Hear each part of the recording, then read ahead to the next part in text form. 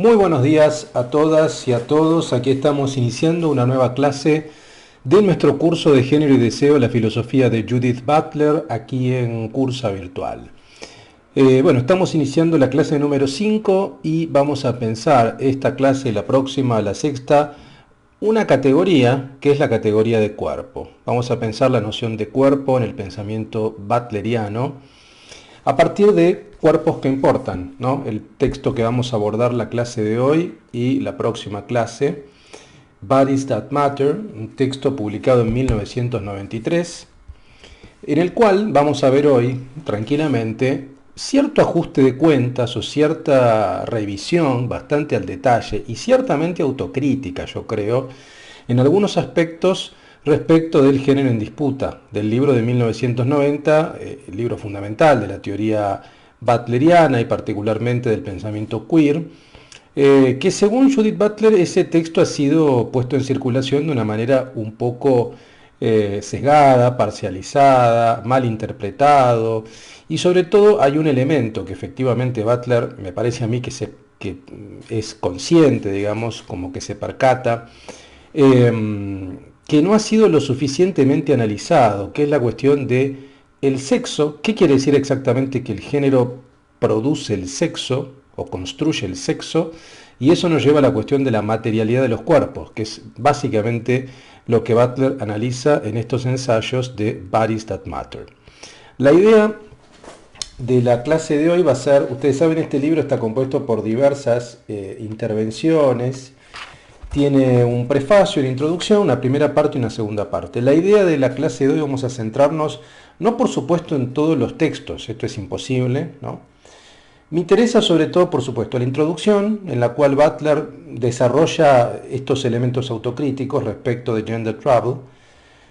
Después vamos a ver los cuerpos que importan, el falo lesbiano y algunas cuestiones de identificación fantasmática y la asunción del sexo. Y la próxima clase veremos, sobre todo vamos a centrarnos en acerca del término queer, que es el último capítulo de la segunda parte, y probablemente algunas nociones de discutir con lo real, donde aparece el elemento político, que es algo que aparece todavía de un modo poco claro. Bueno, acá en Cuerpos que Importan, en 1993, ya me parece que se deja ver de manera un poco más nítida, tal vez lo que en Gender Trouble no estaba.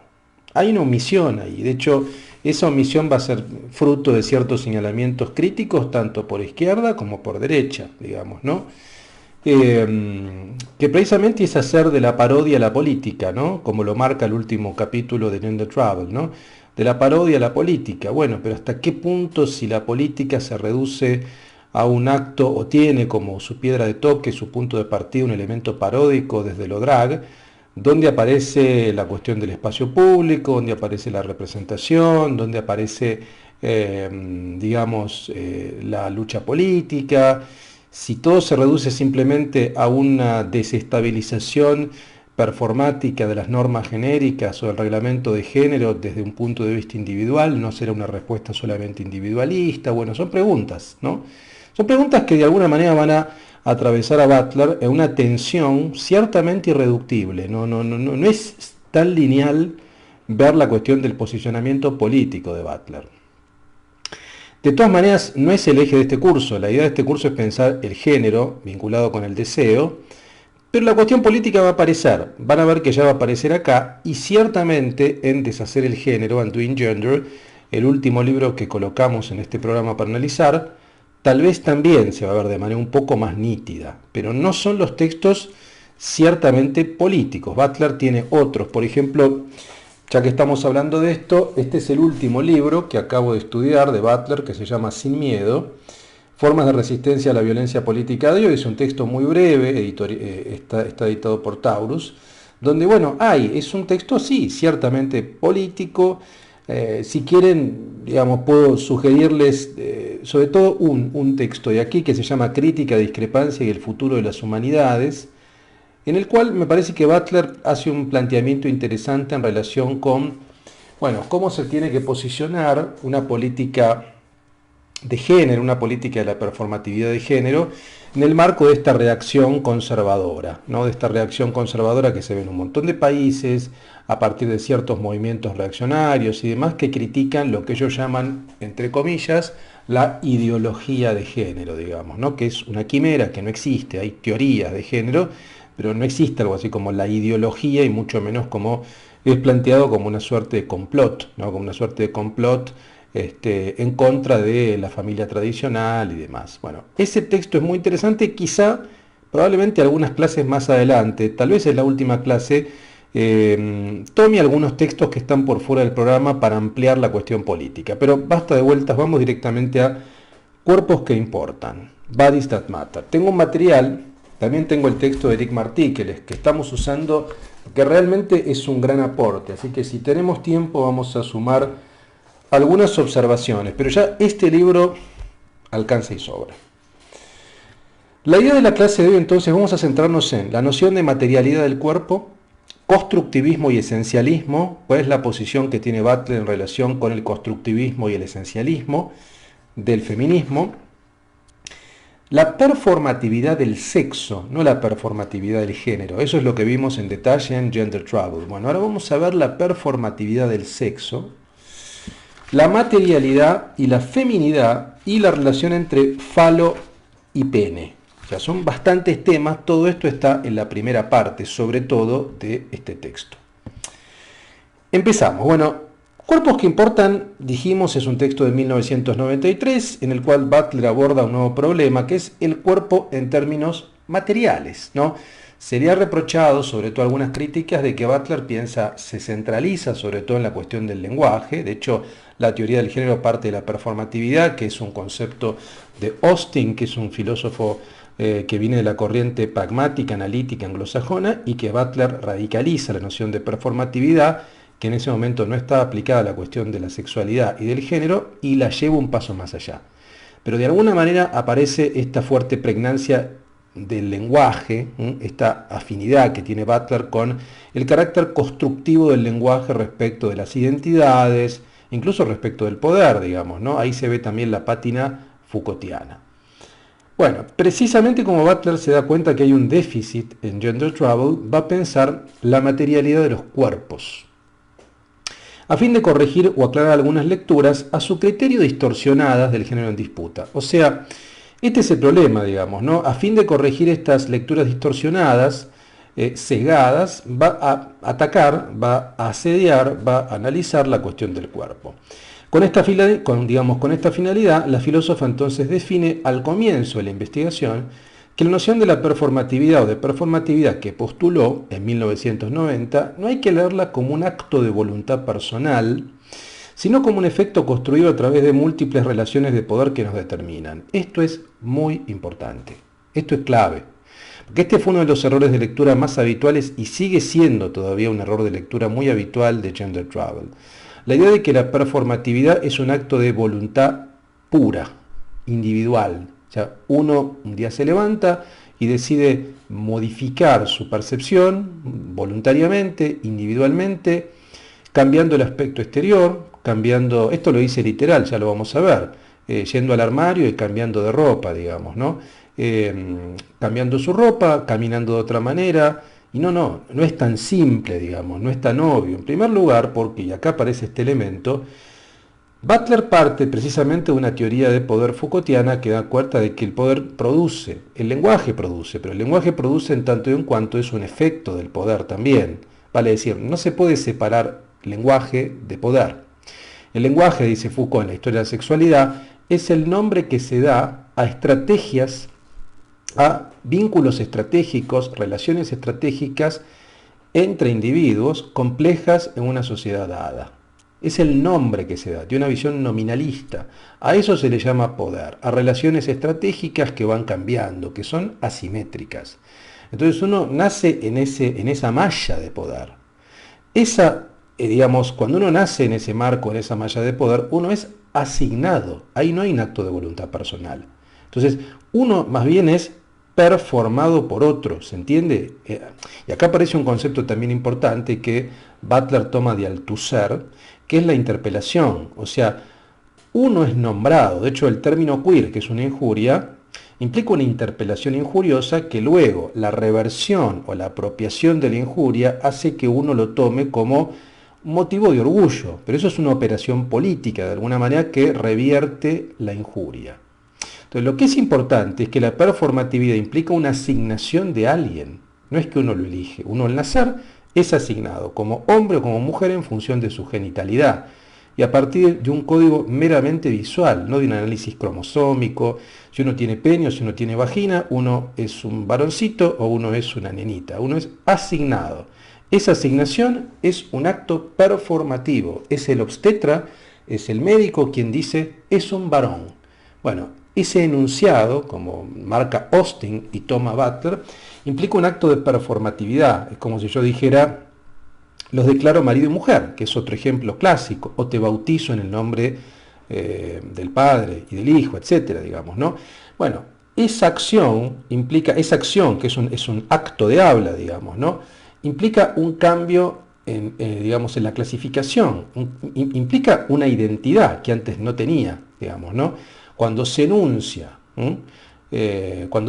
básicamente ese speech act, ese acto performativo, ese enunciado performativo, es ilocutivo y perlocutivo, en el sentido de que modifica, digamos, mi identidad y me abre también a consecuencias posibles, digamos, ¿no? Una vez que soy asignado, se espera la consecuencia, eso es lo perlocutorio, se espera que si yo soy varón, deba tener conductas varoniles. Se espera que me guste el fútbol, por ejemplo. Si no me gusta, estoy fallando al reglamento de género y hay un problema. Vale decir, esa performatividad, esa asignación que yo recibí, no la estoy cumpliendo. Y ahí viene el problema, ahí viene la falla, ahí viene la fail copy, como decimos antes. Pero esto es muy importante de entenderlo, digamos, ¿no? La noción de performatividad no es un acto de voluntad, es un acto de interpelación que una autoridad, que alguien que tiene el saber, hace sobre mí. ¿Se entiende? O sea, yo soy performado. En tanto en cuanto un enunciado de alguna manera me convierte, entre comillas, me clasifica, así como un sacerdote dice los declaro marido y mujer, y cuando enuncia esa expresión, dejo de ser soltero y paso a ser casado, por supuesto que lo hace por la autoridad que tiene. Si yo digo los declaro marido y mujer a dos amigos, no tiene ningún valor porque no tengo ningún poder, porque no hay un rito, porque no hay un contexto, ¿se entiende? O sea, es el enunciado performativo en un contexto de relaciones de poder, de asimetría profunda, en el cual alguien que emite ese enunciado performativo literalmente me está convirtiendo de soltero a casado. Bueno, lo que Butler hace es, ese acto de performatividad lo va a llevar al tema de la sexualidad, del sexo, la sexualidad y el género. Y cuando dicen es un varoncito, ya directamente estoy asignado, hay una asignación, no es que yo decido, no es que yo nazco y esperan que tenga 18 años y yo ahí decido, y bueno, yo no sé, yo me percibo mujer y prefiero, no, es una asignación, producto de relaciones de poder. Esto es fundamental entenderlo, no es un acto de voluntad. El acto de voluntad puede venir después, hay un acto de resistencia, si uno es consciente de esta fijación, de esta cristalización, digamos, ¿no? Este es el primer punto. Entonces, estas relaciones de poder están fundadas, según Butler, en restricciones normativas que producen y regulan nuestros cuerpos concretos de individuos, o sea, la regulación es sobre cuerpos concretos. Afirmar que el sexo está genderizado, construido, no explica cómo se construye la materialidad del mismo. Ahora, este es el segundo problema. Esto creo que queda claro, digamos, ¿no? Por supuesto que al decir que el sexo está genderizado, estamos diciendo que el sexo está normativizado, performado por estos enunciados que nos asignan hacia la masculinidad o la feminidad. Enunciados que son dichos, no sé, por la psiquiatría, por la medicina, por la endocrinología y por el aparato jurídico también, que nos exige todo el tiempo un reglamento en términos binarios, una asignación binaria. En el documento figura masculino, femenino, ahora figura la opción no binaria, pero hasta hace poco tiempo no. Pero esto queda claro, digamos, ¿no? La noción de genderización tiene que ver sobre todo con esto, con la asignación que otro hace de mí desde el punto de vista lingüístico de poder en el marco de relaciones, y no hay ningún acto de voluntad allí. es algo que yo recibo, que me nominan. Ahora, acá hay otra pregunta, que es la que se hace Butler en Bodies That Matter, que es, ¿qué es la materia del sexo? Acá aparece el problema de la materialidad de los cuerpos. Responder esta pregunta implica dar cuenta de la conexión de la materialidad del cuerpo con la performatividad del género. Queda claro, ya vimos la performatividad del género en Gender Trouble. Ahora, ¿cómo se conecta la performatividad de género, el reglamento de género, la cuestión normativa, las conductas, los comportamientos que se esperan que yo tenga en función de mi asignación, con la materialidad orgánica? Entonces, acá aparece este elemento, ¿no? Responder esta pregunta implica dar cuenta de esta conexión entre estos dos elementos, la materialidad del cuerpo con la performatividad del género, es decir, la práctica reiterativa y referencial con el efecto productivo del poder. O sea, esta práctica, esta repetición estilizada de actos que termina cristalizando una noción de masculinidad o feminidad, cómo se conecta con la materialidad del cuerpo y con la realidad productiva del poder. La materialidad del cuerpo se constituye, según la visión butleriana, desde 5 elementos, que son los siguientes. Primero, la materia es un efecto o como efecto una dinámica del poder. 2. La performatividad como poder reiterativo del discurso para producir fenómenos, esto es lo que recién un poco contaba. El sexo no como dato corporal dado, sino como marca corporal que gobierna la materialización de los cuerpos, esto lo veremos en detalle. La reconcepción del proceso por medio del cual el sujeto asume y adopta una norma corporal que lo forma.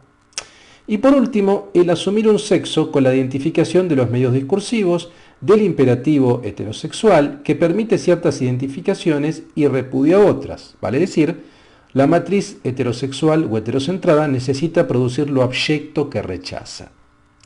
Todos estos temas son muy interesantes y los veremos en las dos clases. Entonces, sobre todo quiero centrarme ahora en un par, digamos, ¿no? La noción de el sexo no es un dato corporal dado,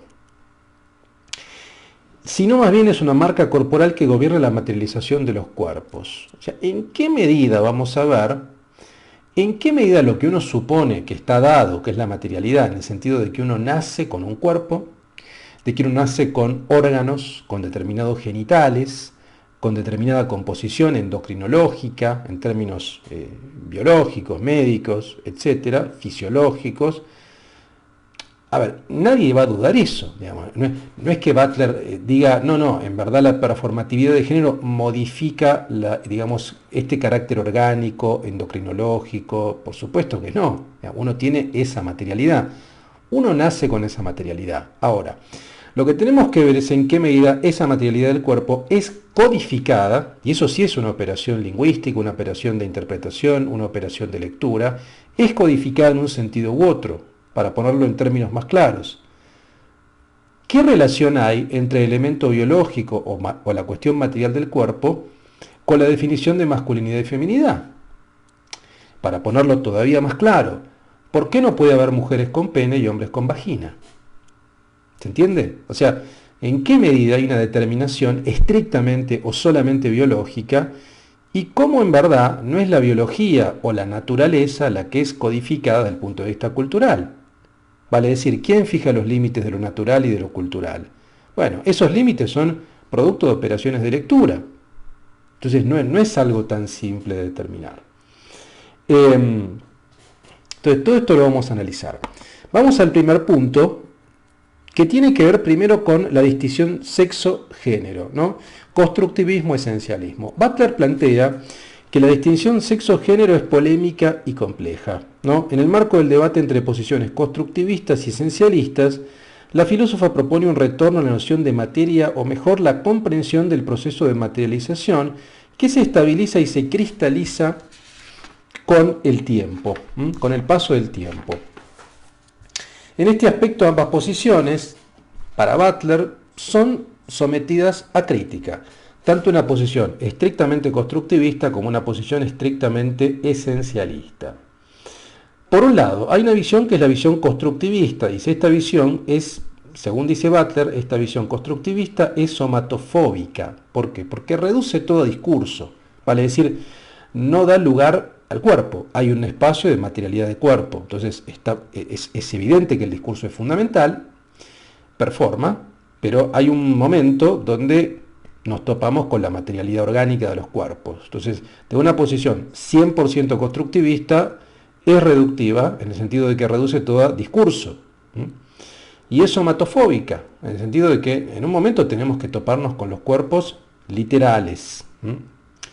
Y la posición esencialista es biologicista, al revés, digamos, ¿no? Porque reduce toda naturaleza. Es la posición que dice, no, bueno, uno nace y como uno nace, esas características biológicas, orgánicas, genitales, implican un destino.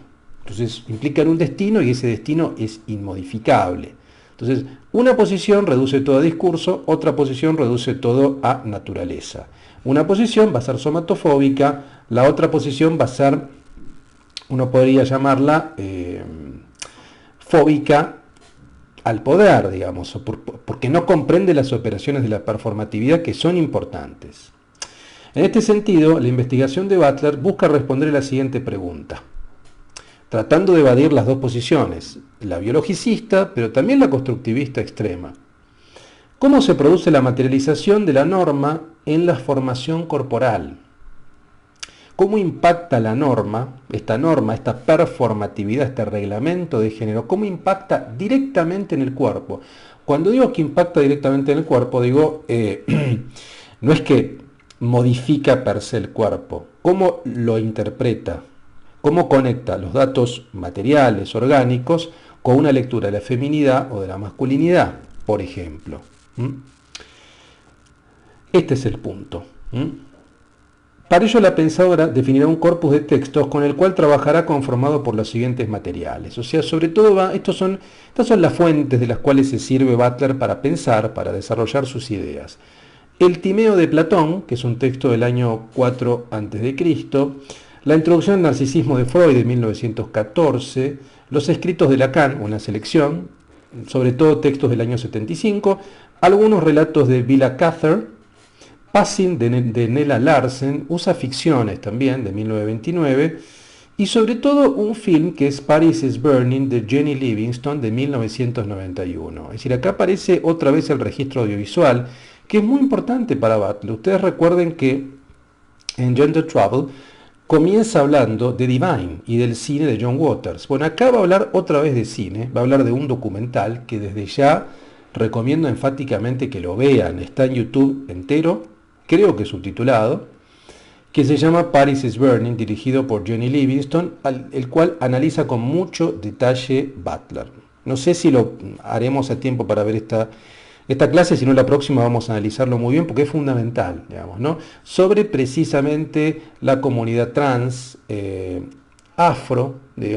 afro-latina, yo diría, de New York, y sobre todo lo que tiene que ver con la cultura bold, digamos, ¿no? Con la cultura que después se popularizó sobre todo por Madonna. Si ustedes ven aquel video Bow de Madonna, bueno, es eso, ¿no? Es la cultura bowing, de esa forma de desfilar, digamos, bueno, todo ese tipo de materialidad, esa cuestión de esos desfiles, digamos, bueno, cómo son apropiados precisamente por jóvenes, trans, gays, queer, digamos, sobre todo afroamericanos, latinos de condición humilde, cómo se reapropian de esos signos de High Society de New York y construyen algo muy particular, ¿no? Entonces, hay un análisis muy, muy fino.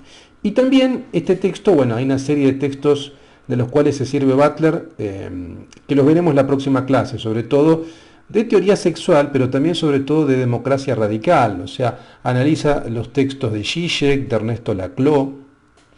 Ahí se ve un poco cierto vínculo político, me parece a mí, pero esto lo voy a dejar para la próxima clase. Ahora quiero centrarme sobre todo en la cuestión de la performatividad del sexo. O sea, si vemos esta relación entre materialidad, entre performatividad del género y materialidad de los cuerpos, bueno, tenemos que pensar, uniendo un poco las dos, en la performatividad del sexo.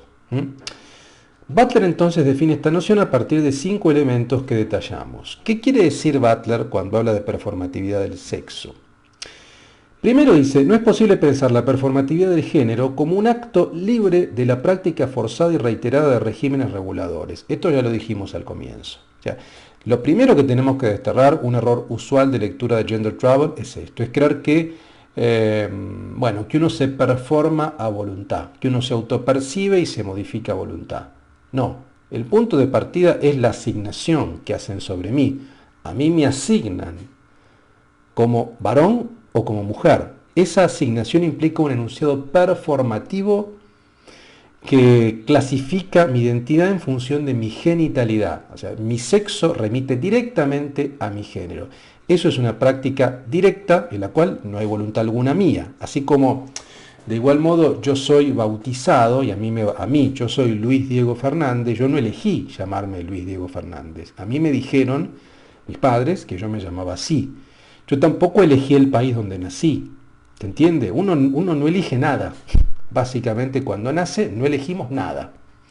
Para ponerlo de manera muy brutal, uno nace esclavo, porque efectivamente es asignado a una sexualidad, a un país, a un nombre, etcétera, etcétera. Entonces, el primer elemento es pensar esto, ¿no? La performatividad de género no es un acto libre, es un acto que tiene que ver con la repetición reiterada de regímenes reguladores. Ahí aparece el reglamento de género, que lo veremos bien en detalle en Undoing Gender igual, ¿no? O sea, sí, a ver, hay normas que son explícitas, que tienen que ver con códigos, que tienen que ver con la Constitución, con el Código Civil, el Código Penal, pero después hay normas que tienen que ver con la vida cotidiana, que no son explícitas, que tienen que ver con pautas de convivencia, que tienen que ver con, bueno, precisamente si uno es asignado como varón o como mujer, se espera, desde el punto de vista de lo perlocutorio, ahí está la consecuencia, que yo tenga determinadas conductas.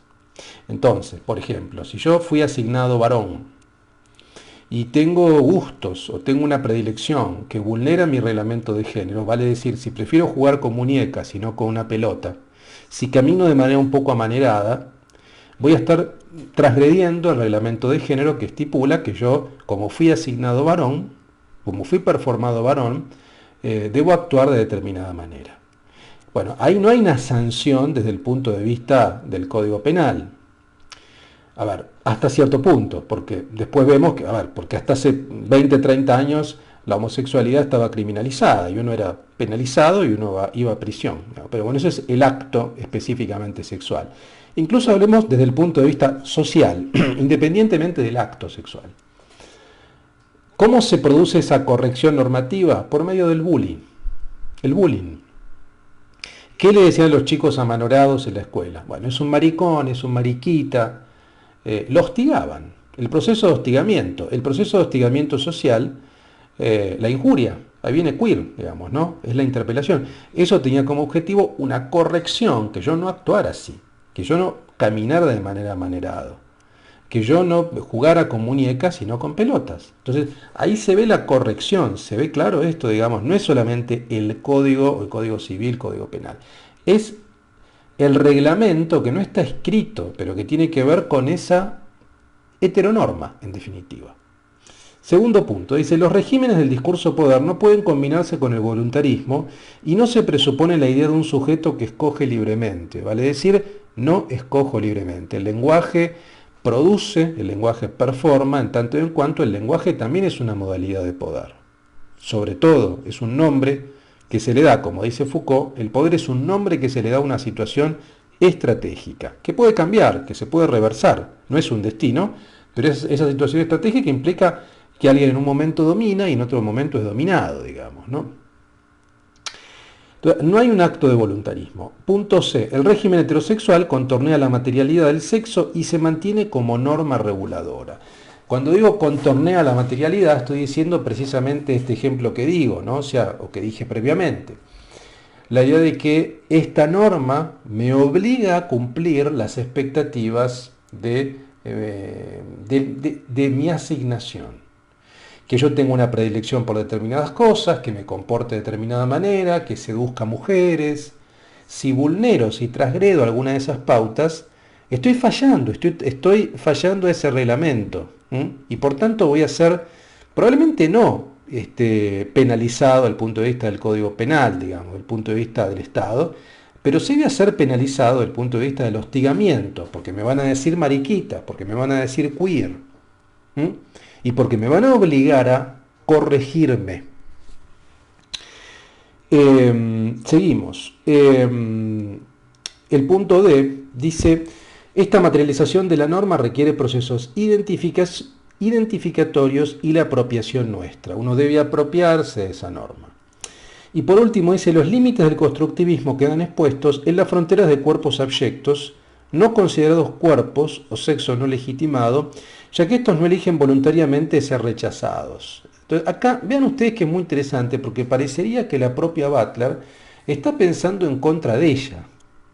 Porque de alguna manera Gender Trouble realmente es un texto que tiene muchos elementos constructivistas, porque habla del género, está diciendo que, digamos, que la performatividad de género produce el sexo, pero no aclara exactamente en qué sentido, y eso sí parecería más bien una posición constructivista. Sin embargo acá, vean lo que dice acá, los límites del constructivismo quedan expuestos en las fronteras de los cuerpos abyectos que no son considerados cuerpos, ¿no? Ya que estos no eligen voluntariamente ser rechazados. Vale decir, lo que está diciendo Butler acá es que nadie elige, a ver, en condiciones de supuesta libertad, nadie elegiría ser rechazado, ni hostigado, ni injuriado. Nadie quiere eso. Uno es hostigado, injuriado, rechazado porque hay un reglamento de género que marca determinadas pautas que si yo no cumplo, soy penalizado socialmente, soy hostigado socialmente, ¿no? Los cuerpos abyectos van a ser aquellos cuerpos que no son reconocidos. Son aquellas vidas que, como dice Butler también en otros textos, que son vidas no lloradas, son vidas que poco importan, son vidas precarias también, que es un término que usa Butler, vidas precarias, no lloradas, son vidas que no importan, jugando con el título de este libro, digamos, ¿no? Cuerpos que importan, pero esas vidas no importan, porque además no tienen representación desde el punto de vista legal normativo, ni siquiera son consideradas humanas en ese aspecto. Esto lo vamos a ver también, ¿no? El elemento de lo humano, de los derechos humanos, qué tipo de humanidad. Entonces, con esto quiero decir, a ver, es evidente que el acto de la performatividad no tiene que ver con la voluntad personal, porque nadie elegiría ser rechazado. No queremos elegir ser rechazado, nadie elegiría ser abyecto. Uno es abyecto porque hay un reglamento que lo coloca por fuera de lo normal. O sea, es tan evidente como eso. Por tanto, el sexo como ideal regulatorio implica una materialización forzosa y diferenciada de los cuerpos. Entonces, acá es muy interesante, esto se puede explicar también sobre todo con los cuerpos intersexuales o hermafroditas, que es un argumento al cual recurre Butler. Ya habla de esto en Gender Trouble, digamos, con Foucault, Erquelin Bachmann, pero vuelve sobre esto. Entonces, a ver, es mentira que, es evidente que es mentira de que la naturaleza es binaria. ¿Por qué? Bueno, porque hay cuerpos que nacen y que no pueden ser clasificados desde el punto de vista binario. Son los cuerpos hermafroditas, son los cuerpos intersexuados. No importa que esos cuerpos sean una ínfima minoría, son cuerpos humanos como cualquier otro. Entonces, cada cuerpo es singular. Por tanto, uno puede decir que hay ciertas regularidades. Bueno, tal vez. Uno podría decir que hay cuerpos que regularmente, digamos, tienden hacia un lado o hacia otro, pero esto no inhabilita que haya cuerpos cuya materialidad impide ser clasificado en un sentido u otro. Esos cuerpos eran llamados, por ejemplo, Foucault hablaba de los monstruos, hablaba de los anormales, ¿no? Eran cuerpos que no podían ser clasificados en función de una heteronorma. Ese es el argumento más palmario para dar cuenta que la heteronorma es un producto que no tiene nada que ver con la naturaleza, que tiene que ver efectivamente con un elemento constructivo, clasificatorio, de un dispositivo de sexualidad, que es binario, digamos, ¿no? Ahora, precisamente si uno parte del dato de la materialidad de los cuerpos concretos, uno ve que los cuerpos son distintos todos. Y hay cuerpos que no pueden ser clasificados en términos binarios. Precisamente esos cuerpos que no pueden ser clasificados en términos binarios han sido obligados a ser corregidos mediante cirugías de reasignación, ya que no pueden entrar en ningún lado. O sea, visualmente, así como digo, es una nena, es un varón, visualmente, cuando nace un cuerpo intersexuado, no se puede decir. Precisamente es lo que pone en jaque esa división binaria. La materialidad propia del cuerpo la que me está diciendo la naturaleza no es binaria. Porque hay cuerpos como este que no pueden ser sometidos a esa presión binaria.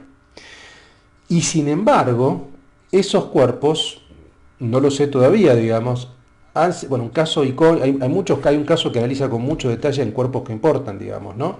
Y también en otros textos Butler, pero ahí está, hay una figura fundamental que es John Money, ¿no? Que es este médico pedopsiquiatra que crea el concepto de género en 1947 y que trabaja muy bien Polvo Preciado, digamos, ¿no? Él buscaba precisamente reasignar los cuerpos, ¿no?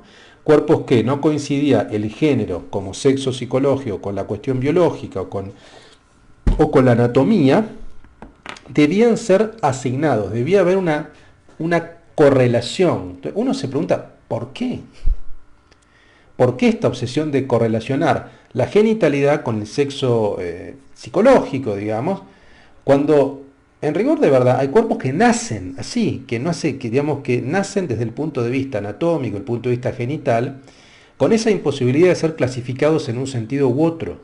¿Por qué no podemos aceptar que la naturaleza no es binaria? Este es el punto, ¿no? Entonces dice, y sin embargo el sexo, dice acá, es un ideal regulatorio que implica hasta diferencia forzosa. ¿Se entiende? Entonces, no hay nada natural, entre comillas, en el sexo porque la naturaleza es no binaria. Si la naturaleza es no binaria, ¿por qué tenemos forzosamente que diferenciar en términos binarios? Bueno, porque hay una operación allí, digamos, ¿no? Entonces, en este sentido es muy interesante. Butler critica a Foucault en el sentido de que a su juicio la hipótesis represiva que Foucault desactiva como constitutiva de la sexualidad moderna, para Butler tiene una función productiva. Vale decir, según la visión butleriana, a diferencia de Foucault, la represión produce. De igual modo que la ley prohibitiva del psicoanálisis es una ley reguladora que produce sujetos que controla. A ver, es interesante esta vuelta que da Butler en el sentido, Foucault claramente critica la hipótesis represiva, sí. En la historia de sexualidad 1 desactiva la hipótesis represiva, va a decir que no, que el poder no es represivo, que el poder es productivo.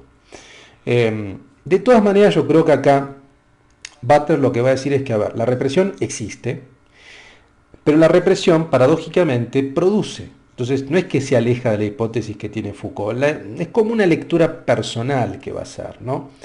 Entonces, la represión, Foucault está en contra de la idea de la represión, o sea, no es que diga que no existe, la represión por supuesto existe, pero es una modalidad del poder, no se puede reducir todo el poder a términos represivos, ¿se entiende? El poder es productivo, fabrica mediante la normalización disciplinaria, o sea, fabrica individuos, esto lo dice de manera literal en Vigilar y Castigar, fabrica individuos productivos, dóciles, etc., y fabrica individuos además binarios, en tanto en cuanto son asignados hacia la masculinidad o la feminidad. Ahora, esa asignación implica, producto del reglamento de género, una represión, porque yo debo reprimirme para no vulnerar el reglamento de género. Entonces dice, la represión produce de igual modo que la ley prohibitiva del psicoanálisis. Es una ley reguladora que produce sujetos que controla, o sea, produce sujetos controlados o produce sujetos reprimidos. Butler entonces se acerca a Lacan y se aleja de Foucault, o en todo caso hace una lectura lacanizante de Foucault. Esto me parece lo más propio, ¿no? En la que mantiene que el poder productivo y poder represivo no se oponen, sino que el segundo también es productivo. Esto es lo que decía recién. El segundo, el poder represivo o la represión también termina produciendo. Es una lectura distinta de Foucault. Ahora bien, veamos la cuestión de la feminidad, el vínculo entre materialidad del cuerpo y feminidad.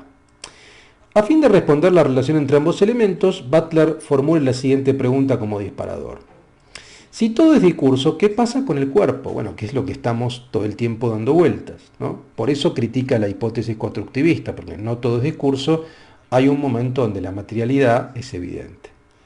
En este sentido, la filósofa va a emprender un análisis del vínculo entre materialidad y feminidad, sobre todo oponiendo dos perspectivas, que es la de Aristóteles y la de Foucault. Va a oponer dos lecturas allí, dos operaciones de lectura muy interesantes. En el primer caso, va a tomar Butler la noción aristotélica de materia, de hule, que implica la potencialidad o la dynamis, ¿no? Toda materia, dice Aristóteles, tiene una potencia o una dynamis, una potencialidad.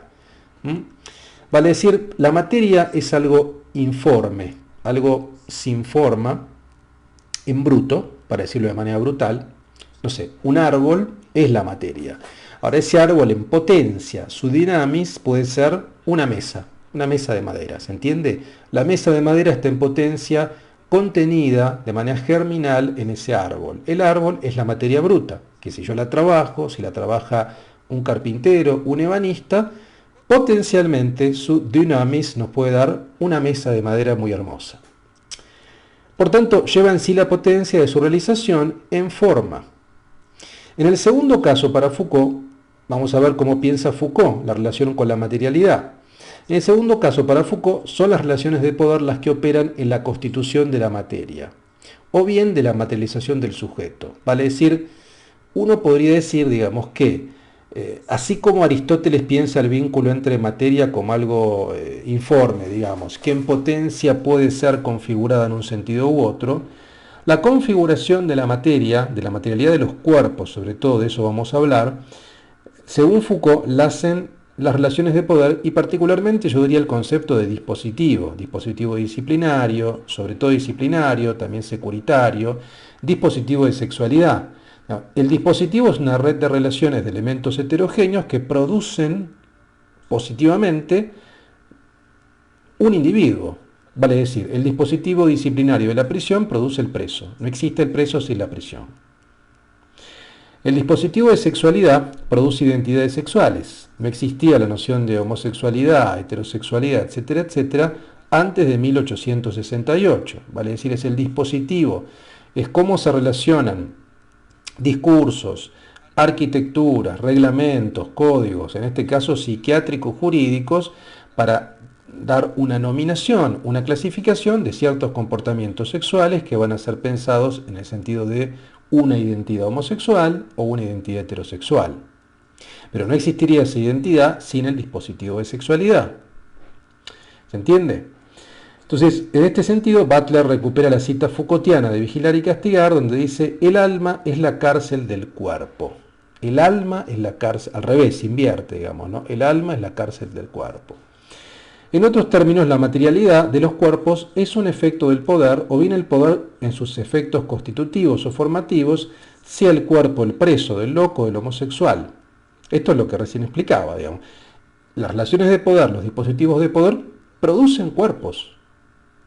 Produce el cuerpo del preso. No es que produzca los órganos, por supuesto, digamos, no. Produce lo que se supone que es el cuerpo de un preso. El dispositivo de sexualidad va a producir lo que se supone que es el cuerpo de una persona heterosexual y qué conductas debería tener. Y de alguna manera, como fija límites, también marca lo que es el cuerpo de un anormal o de un homosexual o de un parafílico determinado. Este es el punto. Opone estas dos posiciones.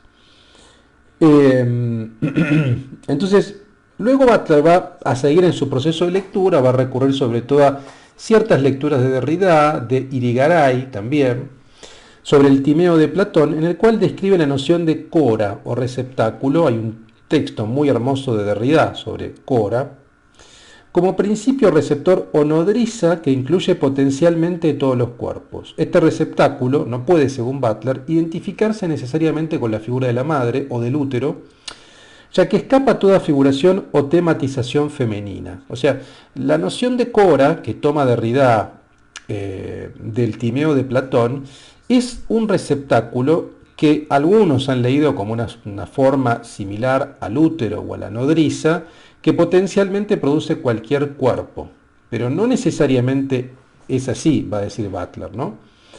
Dice, digamos, uno podría pensarlo, en todo caso, este receptáculo nodriza petrifica lo femenino como lo necesario para la reproducción, pero en sí mismo no es humano. O sea, de hecho, incluso la figura de Cora no tiene que ver con la humanidad.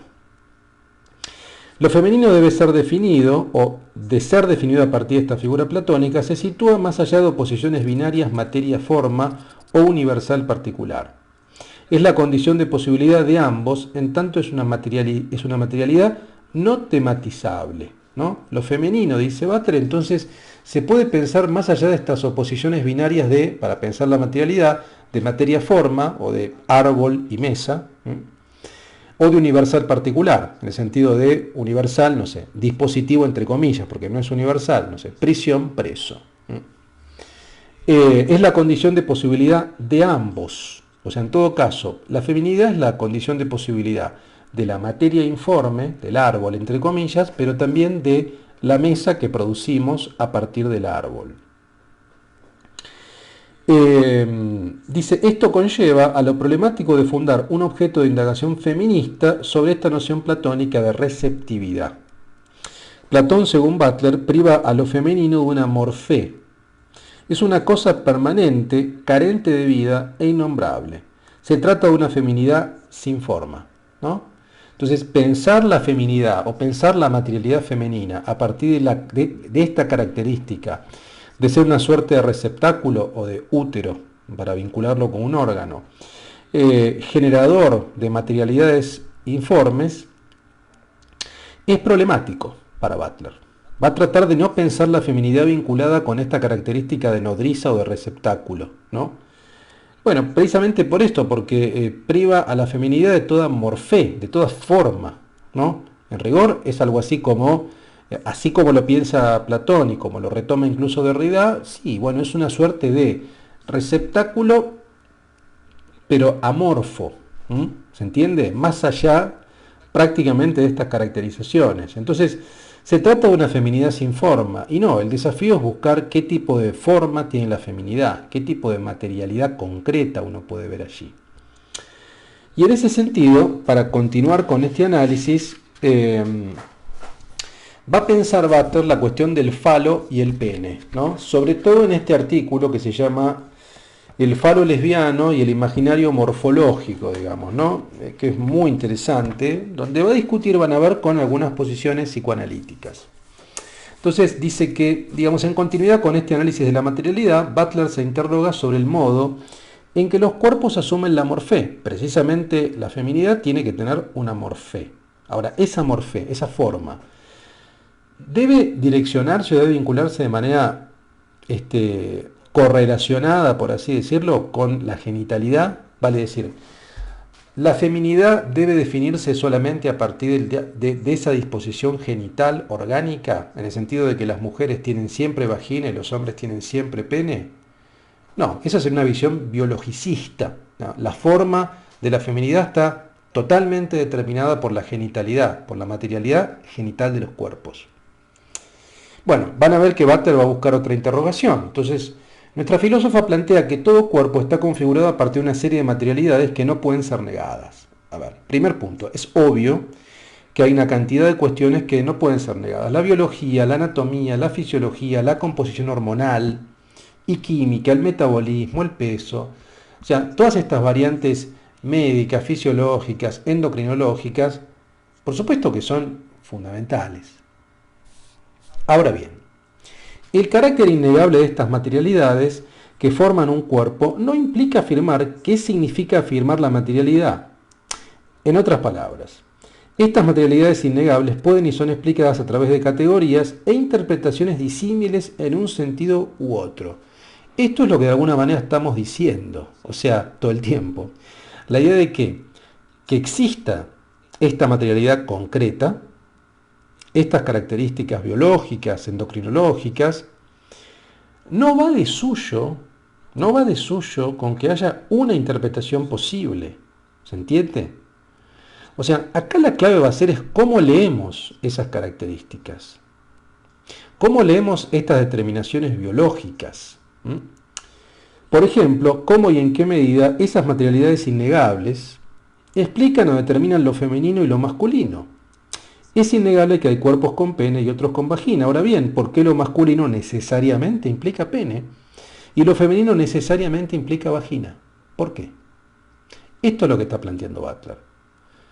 Entonces, cuando decimos que el género produce un sexo, que la performatividad de género produce el sexo, estamos diciendo esto, estamos diciendo que produce una lectura, una codificación distinta que habilita la posibilidad de pensar que haya cuerpos de mujer con pene y cuerpos de hombre con vagina, en el sentido de que no es una visión biologicista, que la determinación biológica no es un destino, y no necesariamente es directa. Estos problemas nos llevan, según Butler, a la cuestión del imaginario masculino y femenino. En este sentido, el imaginario morfológico lacaniano, en relación a la marcación del sexo y el narcisismo, es importante. Y acá aparece el concepto de falo. O sea, todo el tiempo Butler va a hacer esta operación de la ley social, o si usted quiere, la ley de parentesco social, que es histórica también, y la ley simbólica. El simbólico es el territorio lacaniano del psicoanálisis. Y en ese sentido, la noción de falo simboliza el pene, pero en tanto lo simboliza no es el pene.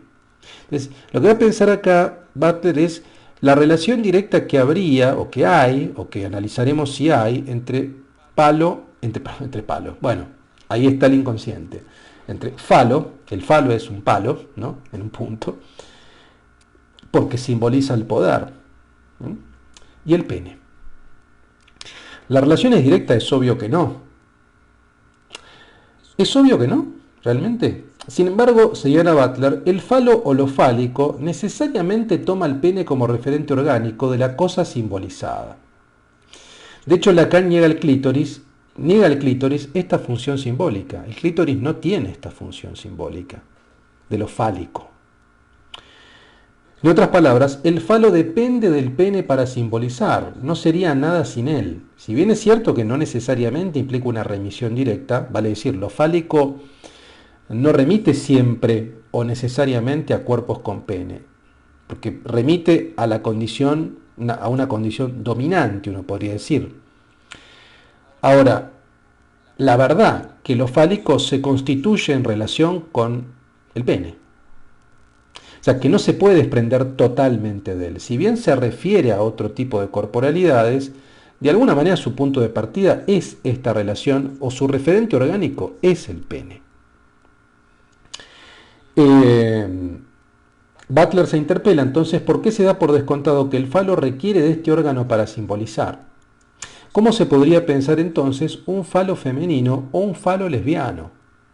Si el clítoris no es un referente orgánico y es el pene, ¿qué pasa entonces con los cuerpos que no tienen pene? A ver, ¿el falo se puede aplicar? Sí, se puede aplicar, pero de alguna manera el referente sigue siendo el pene. ¿Eso qué está diciendo? Eso está diciendo mucho más del psicoanálisis que otra cosa. O sea, eso está diciendo que el psicoanálisis, y que me perdonen los psicoanalistas o no, digamos, como dice Paul B. Preciado, digamos, parte de una matriz claramente heterocentrada. Parte de una matriz patriarcal y heterocentrada. Esto es muy evidente, ¿no? Muy evidente. No quiero habilitar esta discusión ahora, digamos, porque no es el eje. Por tanto, no basta, según la filósofa, afirmar que el significante falo no es lo mismo que el significante pene, si ambos elementos, como vemos, están estrechamente vinculados. La idea del falo lesbiano sugiere que el significante pueda significar algo más que lo que indica su posición estructural. Esto para Butler es una oportunidad para que el falo signifique algo diferente y así resignificar el privilegio masculinista y heterosexual. ¿Se entiende lo que estoy diciendo? O sea, bueno, si podemos desprender, si el falo puede reinterpretarse en otro sentido, reinterpretémoslo independientemente de su referencia originaria al pene. Pensemos en otro tipo de cualidad fálica.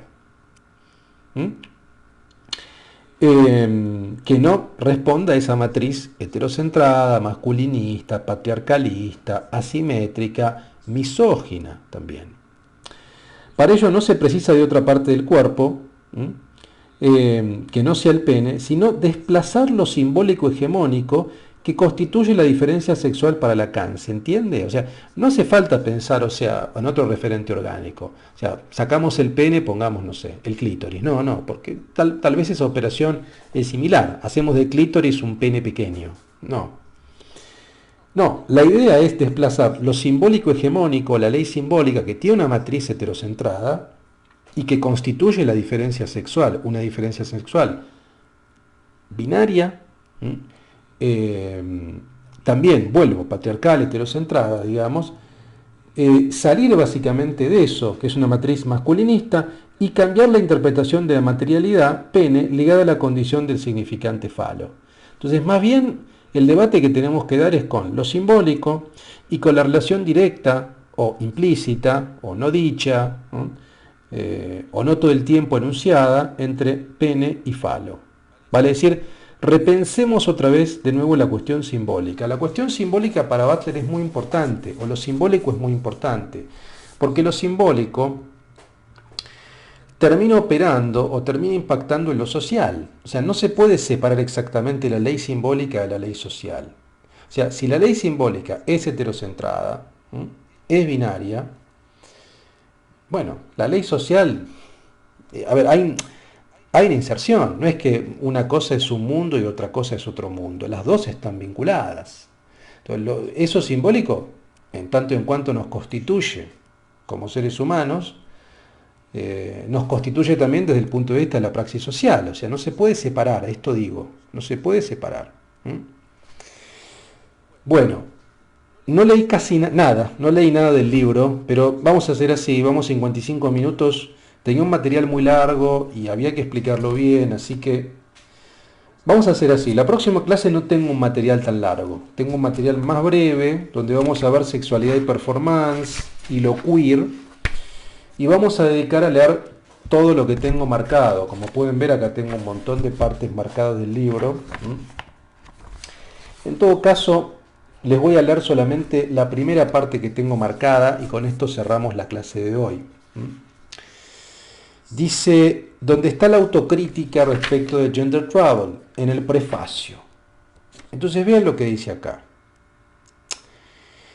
Dice, ¿y qué ocurre con la materialidad de los cuerpos? En realidad, en el pasado reciente me formulé repetidamente esta pregunta del modo siguiente: ¿qué ocurre con la materialidad de los cuerpos, Judy? Un poco más abajo, dice, las cosas se empeoraron aún más o se hicieron aún más remotas a causa de las cuestiones planteadas por la noción de performatividad de género presentadas en el género en disputa.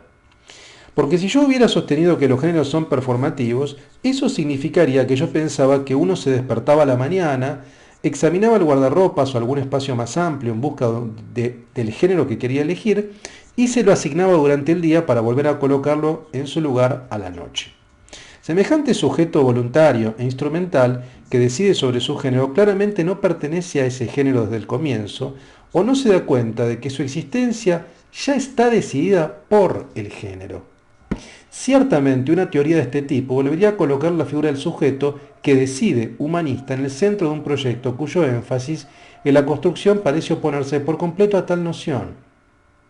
¿Se entiende? Esto es lo que dijimos al principio. Es desbaratar esta idea de que es un acto de voluntad. No, no es un acto de voluntad. Yo soy asignado y por tanto debo vestirme con ropa de hombre y debo jugar juegos que hacen los chicos, los varones. ¿Puedo no hacerlo? Sí. Puedo no hacerlo. Pero eso implica una transgresión del reglamento de género que implica una penalidad. El hostigamiento que me va a decir, no, enderezate, portate como se espera de vos. ¿Se entiende? Les leo lo segundo del prefacio y dejo el resto para la próxima clase. Dice, el discurso de la construcción que circuló principalmente en la teoría feminista quizá no sea completamente adecuado para la tarea que estamos abordando.